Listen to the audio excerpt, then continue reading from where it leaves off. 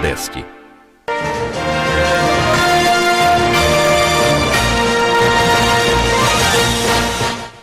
Está começando pela TV Nova o programa Políticas. Este programa é um espaço de debates de fatos e ideias. Aqui as entrevistas giram em torno da política, da economia, do comportamento, da cultura, das ciências, enfim, das coisas da vida, né? Por exemplo, quem está aqui conosco hoje é o Rainer Michel. Ele é um novo cônsul honorário da Eslovênia, aqui no Recife, e ele também é empresário local, presidente do Rotary Club de Boa Viagem e conferencista e palestrante em eventos ligados à área empresarial. Isso. Muito obrigado pela sua presença.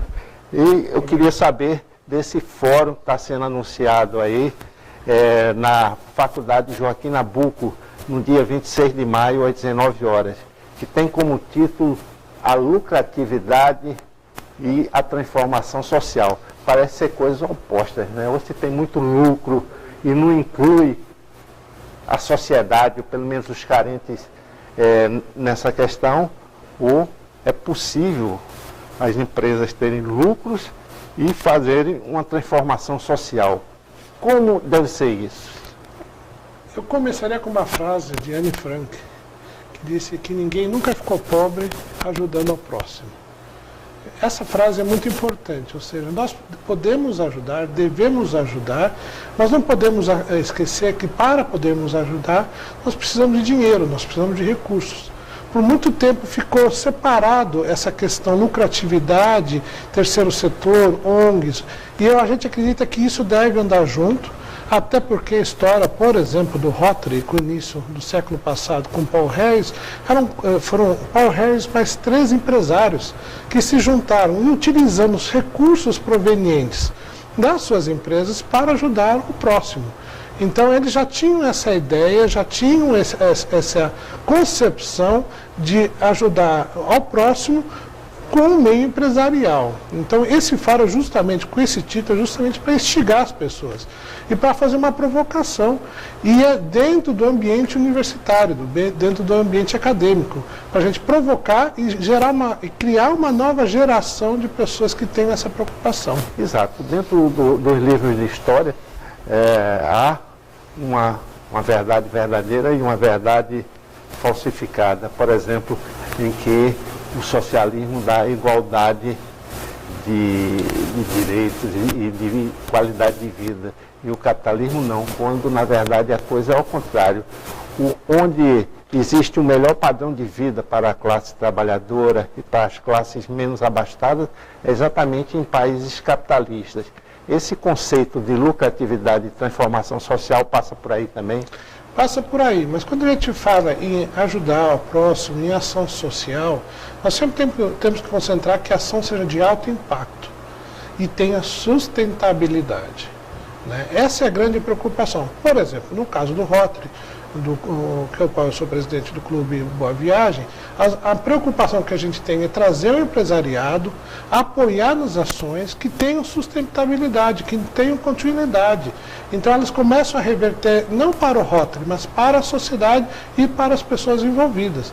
Então, tendo essa mentalidade, a gente consegue criar uma cultura de apoio ao próximo, né? Mas com a geração de riquezas, apoiando justamente essas ações. Exato. O Rotary é um exemplo disso, né? Tem uma história muito bonita no apoio a essas iniciativas da sociedade, iniciativas coletivas, e que vem dando a sua participação nessa história por muitos anos, né? Olha, eu vou te dar um grande exemplo que é aqui de Pernambuco, muito pouco conhecido.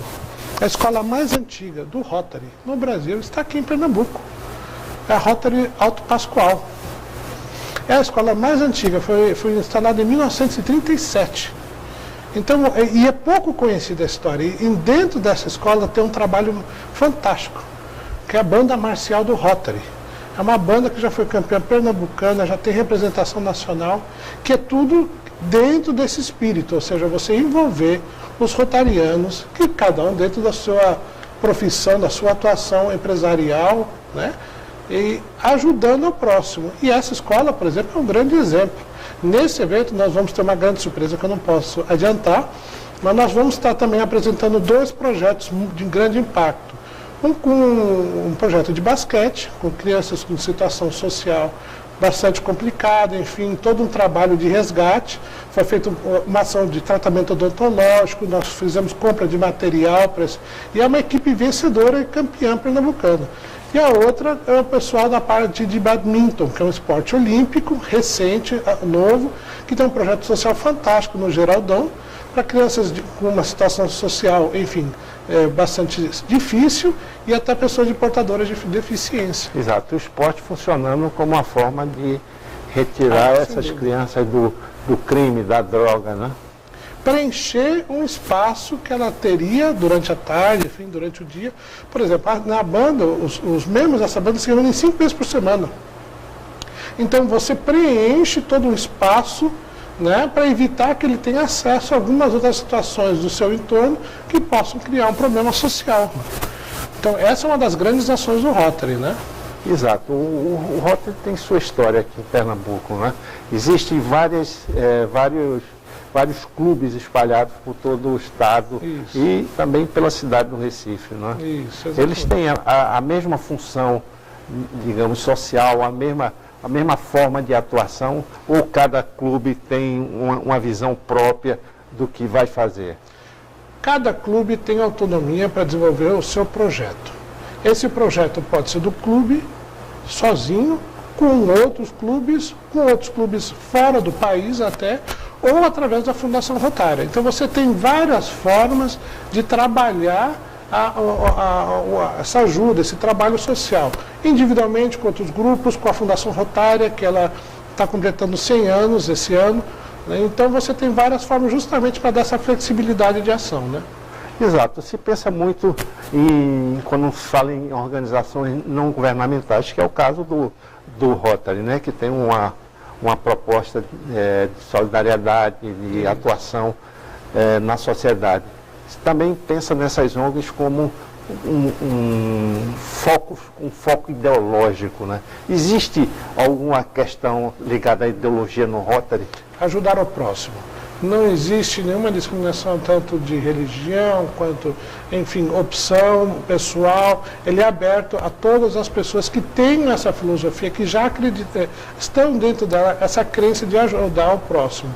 O Rotary não é a única instituição, mas eu diria para você que o Rotary hoje é uma das poucas instituições com credibilidade, né? A gente vive hoje num momento tão turbulento de credibilidade, enfim, de questões morais, e eu acho que o Rotary traz justamente um porto seguro para quem quer fazer uma ação social, e é isso que nós vamos estar apresentando justamente nesse fórum na Faculdade Joaquim Nabuco, justamente para estimular essa nova geração, os acadêmicos, a entenderem o que eles podem fazer. As empresas hoje, você tem relatórios de responsabilidade corporativa social, ou seja, as empresas são estimuladas a fazer uma ação social, ela está dentro da sua atuação.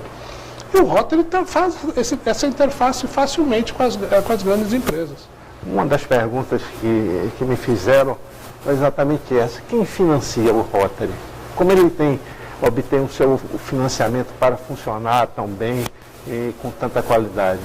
São doações dos companheiros e companheiras rotários em todo o mundo, né? Você tem, para algumas ações, você tem parcerias, por exemplo, você tem a Fundação Bill e Melinda Gates, que ela contribui para a erradicação da polio mundialmente. Hoje você só tem 2 países que têm ainda foco, né? Então nós estamos bastante perto para a erradicação da polio. Então você tem a Fundação Bill e Melinda Gates, que faz um trabalho muito forte. O Bill Gates já participou em vários encontros e congressos mundiais. O próximo vai ser agora em Seul, na Coreia do Sul. Então empresas podem estar participando, você tem o seguro, dependendo alguns seguros que você contrata com algumas seguradoras, parte dessa venda é revertida para o Rotary. Então, enfim, as formas de arrecadação são as mais variadas possíveis, né? E sempre num patamar financeiro baixo em relação aos grandes financiamentos, né? O que eu digo é o seguinte: não desperta muita cobiça de quem participa diretamente disso. O que é interessante, que nem eu disse logo no início, elas têm que ser de alto impacto e com sustentabilidade. Os projetos têm que ser bem redigidos, bem trabalhados, e sempre um dos focos que são verificados dentro dos projetos rotários é que ele tenha continuidade, que ele dê justamente uma base de sustentação para que não se faça uma ação e se perca toda aquela energia que foi gerada. Então, essa é uma das grandes preocupações.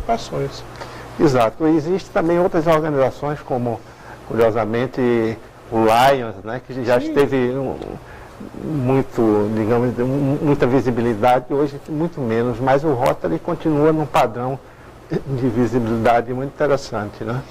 É algo que é um grande desafio. Como rotariano, esse ano eu sou presidente, agora você é o governador assistente do Distrito 4.500.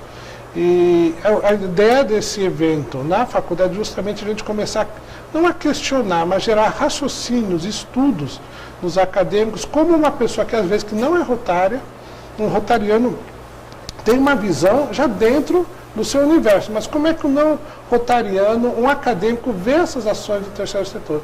É isso que a gente está tentando fomentar com premiação, com discussão. Exato. No próximo bloco eu quero conversar sobre as suas funções como novo cônsul honorário aqui no Recife da Eslovênia, esse pequeno país europeu entre a Itália, Áustria, Hungria e Croácia, né? Nas margens do Mar Adriático. Daqui a pouco a gente volta.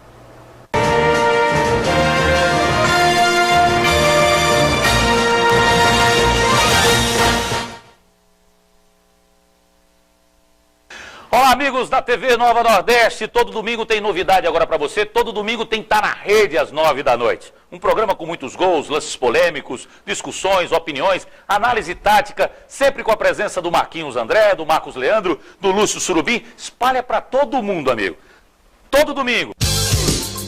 Tá na Rede. Oferecimento Leite Camponesa. Mais sabor para a sua vida. Vale Eletrônico Metropolitano. E Torque, Instituto de Traumatologia e Ortopedia Romeu Krause. E Pitu, mania de brasileiro.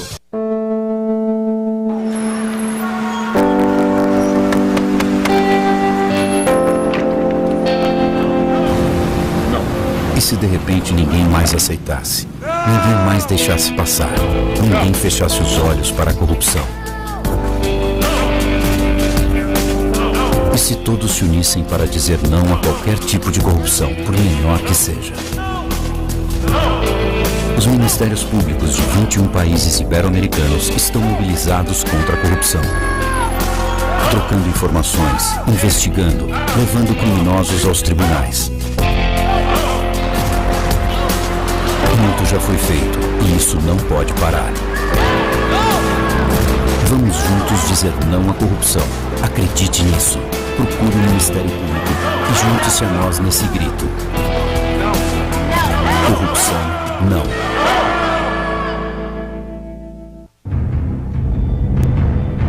Quem é você e o que faz? Eu sou um detetive consultor. O único no mundo. E o que quer dizer? Que quando a polícia não sabe o que fazer, ou seja, sempre me consulta.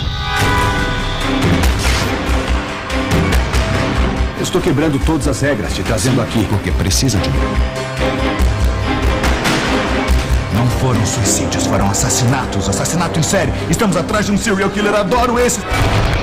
É doido por isso. Quanto mais esquisito o crime, mais ele gosta.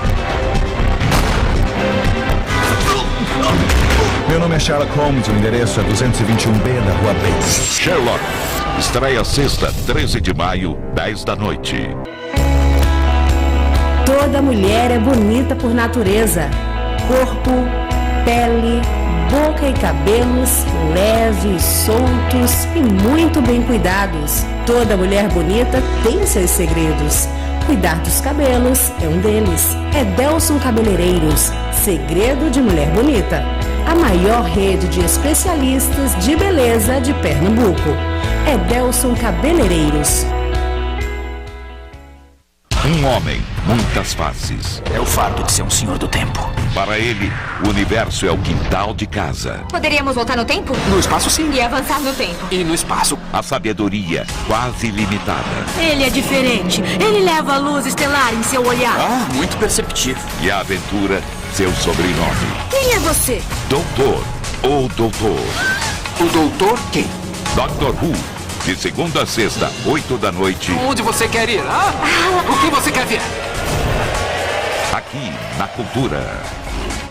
Olá, eu sou o reverendo Robert Valgóis. E eu sou Vanilda Góes. Nós estamos aqui para um convite muito especial. De segunda a sexta, 7 horas da manhã, o programa Consensos Mais Família. Educação de filhos. Direito de família. Relação marido e mulher e também com seus filhos. Dúvidas, curiosidades e muito mais. Então lembre-se, Consensos Mais Família. De segunda a sexta, 7 horas da manhã, aqui na TV Nova Nordeste.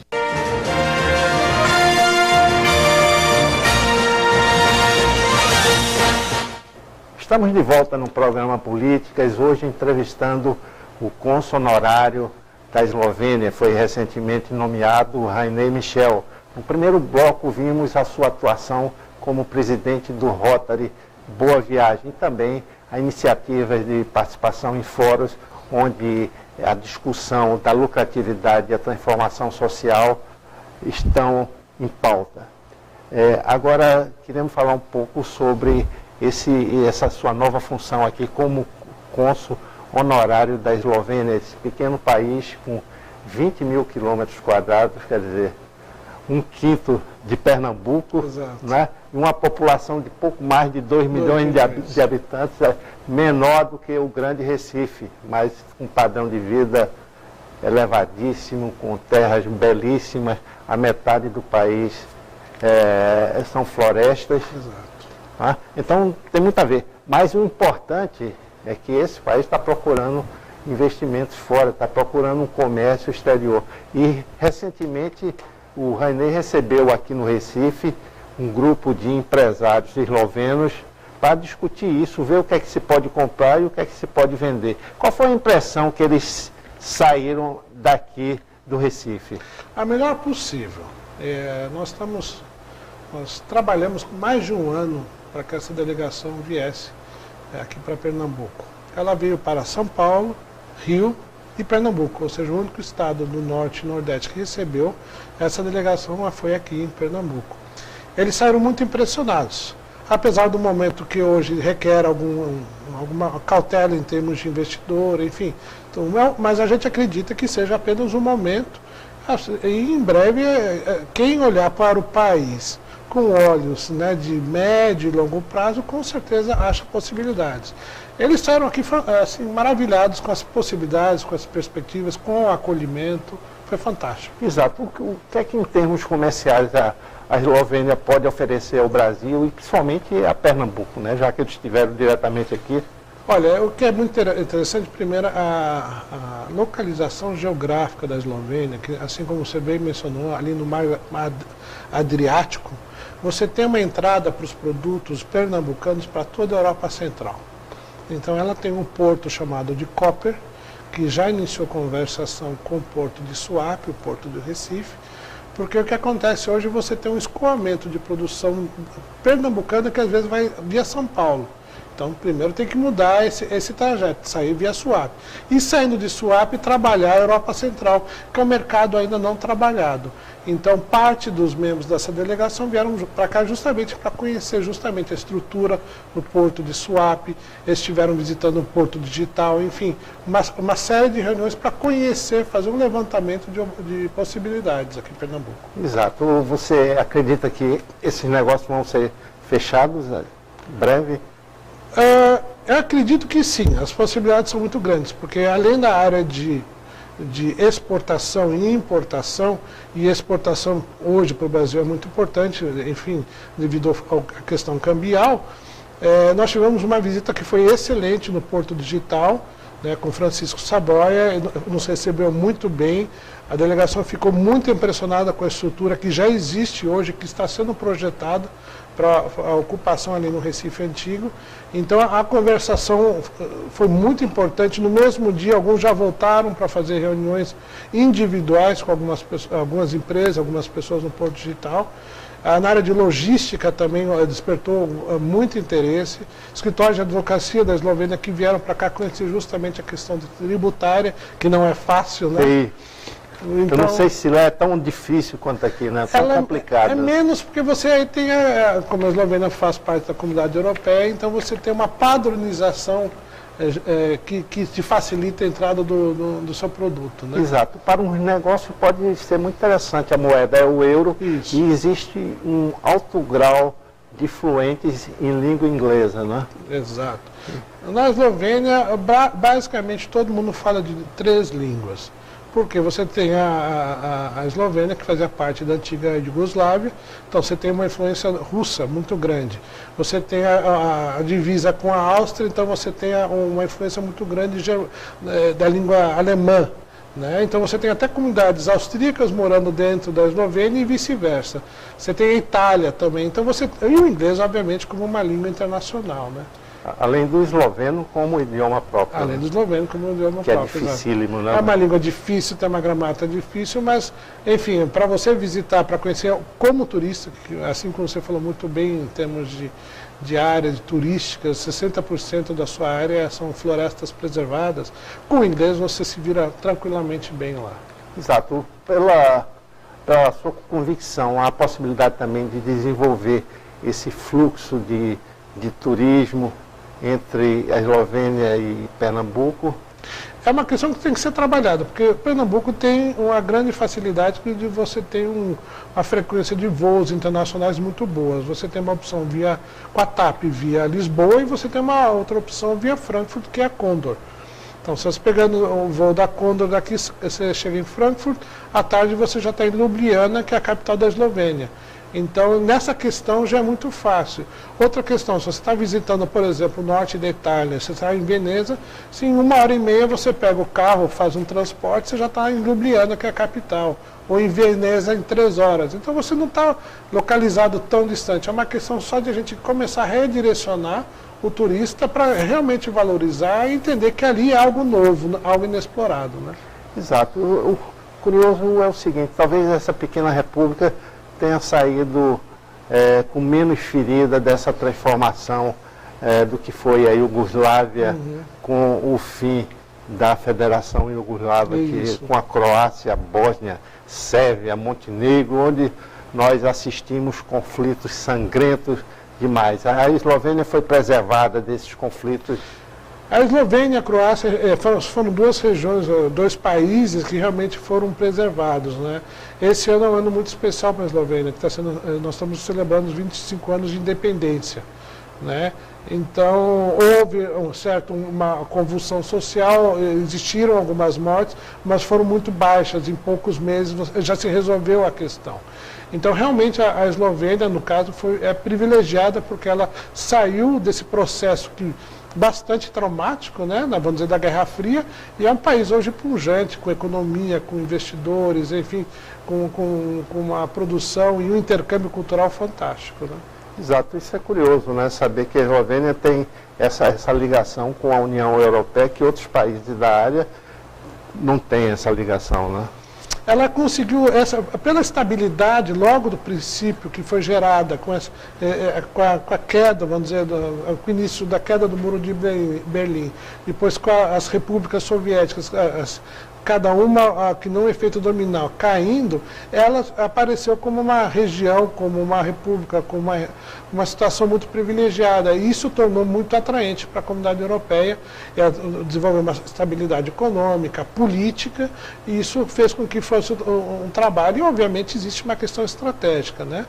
Nós estamos falando ali da região do Mar Adriático, uma região intermediária da Europa, né, que é um interesse realmente também para justamente uma questão estratégica. Exato. Quando você citou essa questão do porto esloveno aí, que pode ser uma porta de entrada para a Europa Central, é muito curioso isso, porque geralmente nossos produtos ficam mais na Europa Ocidental, tem esse tipo de dificuldade, né?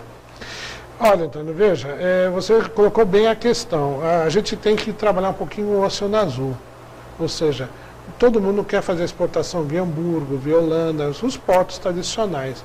Mas poderia ser... Atlântico Norte. No Atlântico Norte, né? E para chegar à Eslovênia tem que ir pelo Mediterrâneo. Pelo Mediterrâneo, Mar Adriático, chega lá e você já entra em toda a Europa Central.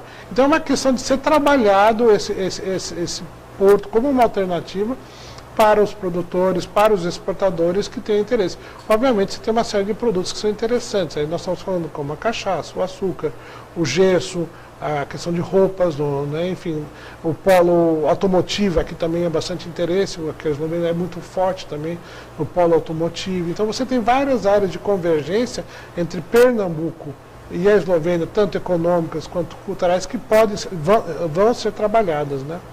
Diante dessas funções como consonorário, está também o da promoção cultural, né? Que tipo de coisa você faz para ativar essa ligação cultural, promover festas que tenham a ver com as festas eslovenas? Olha, nós já temos programado para o segundo semestre trazer alguns filmes eslovenos, fazer uma parceria, enfim, com entidades aqui, para fazer projeções e discussões de filmes eslovenos. Nós já estamos também trabalhando a questão de intercâmbio na área acadêmica, na parte de marketing, na parte de administração e economia. E recentemente eu fui convidado pela Secretaria de Educação para fazer uma palestra numa escola estadual em Vitória de Santo Antão. Enfim, foi uma grande surpresa. Veio o convite pela gestora do GRE, que cuida da escola, Guilmar Krause. Eu falei, olha, gostaríamos que fosse feita uma palestra. Foi com muito prazer. Cheguei lá, a escola estava decorada com as bandeiras eslovenas brasileiras, os alunos fizeram um trabalho fantástico, passaram músicas, nós passamos quase 2 horas e meia, acredite se quiser, falando sobre a Eslovênia. Então essa é a parte também de começar a mostrar a Eslovênia para vários públicos aqui no Pernambuco. Certo, acreditamos que você vai conseguir isso, pela forma como você age. Infelizmente, nosso programa está chegando ao fim. Conversamos aqui com o Rainer Michel, que é o consonorário da Eslovênia aqui em Pernambuco e também presidente do Rotary Club de Boa Viagem, além da atividade empresarial que ele exerce. Muito obrigado pela sua presença e até o próximo programa.